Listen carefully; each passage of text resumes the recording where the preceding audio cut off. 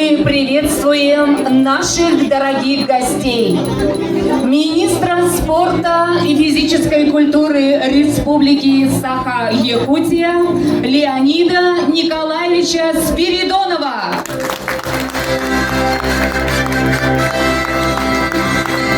У нас в гостях чемпион Европы, чемпион мира, чемпион Олимпийских игр Хаджимурат Гацалов.